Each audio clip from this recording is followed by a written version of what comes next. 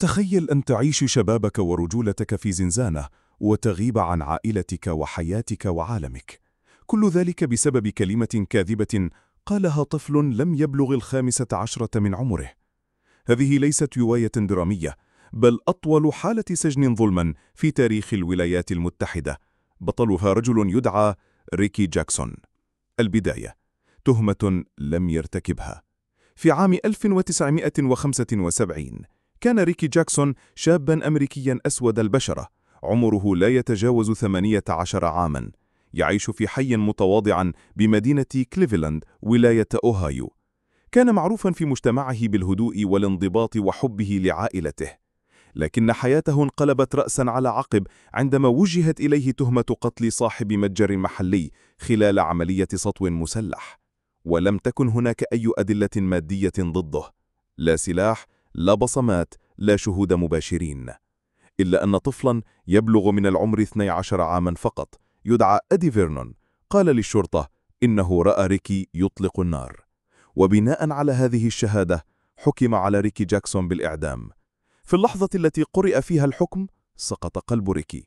كان لا يزال في ريع شبابه، لم يدخل الجامعة، لم يتزوج، ولم يفعل أي شيء من أشياء الحياة، ورغم ذلك ألقي في زنزانة الموت.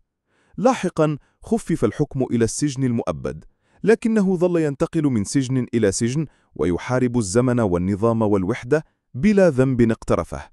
42 سنة، أكثر من 15,000 يوم في الزنزانة بلا أي جريمة. ظهور الحقيقة بعد 43 عاما. في عام 2011 وبعد مرور أكثر من 4 عقود جاء التحول الكبير.